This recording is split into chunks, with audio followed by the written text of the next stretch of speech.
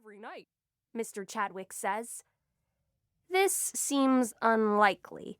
Sometimes Mr. Chadwick's a little overly enthusiastic about the podcast.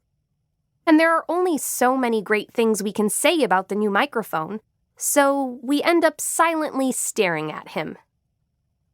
He shifts his gaze to me. You good, Amelie? All good, I nod. Great. I need a coffee. He disappears. Okay, let's continue, I say.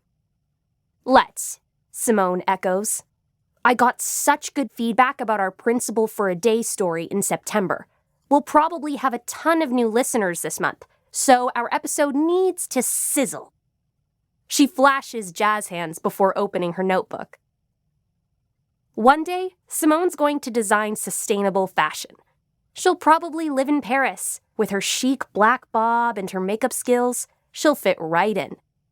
But the jazz hands are a little much.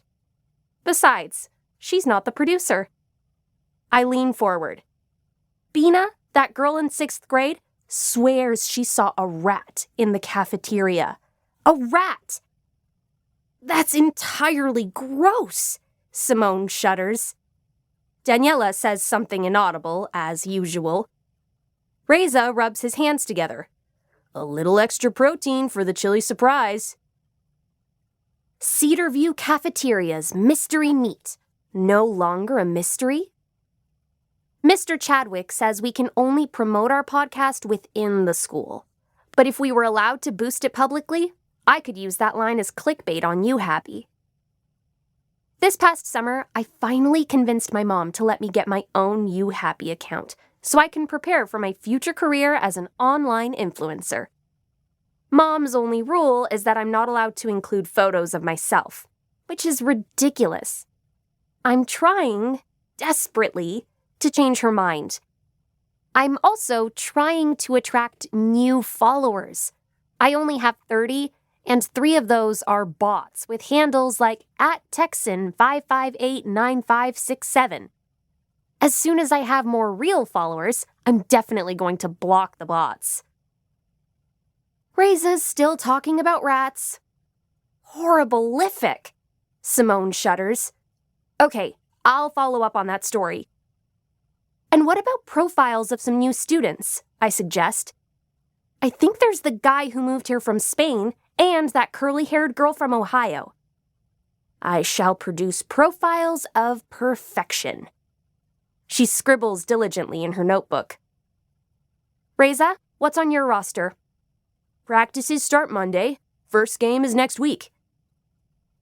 He doesn't say what sport he's talking about, and I don't particularly care. I make a note to leave time for his piece. Daniela, you'll write our promo? Mr. Chadwick's going to put it on the school website. Her lips move, but I don't hear her answer, partly because she's incapable of volume, and partly because just then, Reza bangs the underside of the table with his knee. I give him my best producer-like stare. What are you doing? Sorry, he mutters. Taking my shoe off.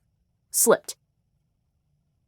Reza has long bangs that hang halfway over his brown eyes, and the most ridiculously long eyelashes. They're wasted on him.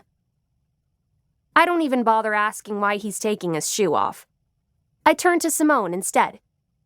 We're going to record that 6th grader spoken word piece, right? Has she picked a title for it? It's called Freedom from the Overlords, she says, snorting. Daniela wrinkles her nose. Any other story ideas? I skim one more time through the run of show on my phone screen. We'll have an introduction with teaser headlines, then our most attention-grabbing story, probably the rats, to hook our listeners.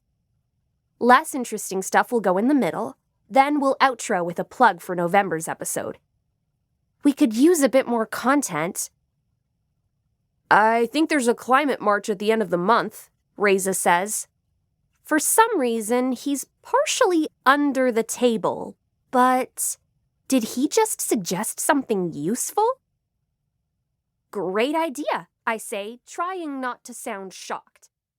I'll cover that.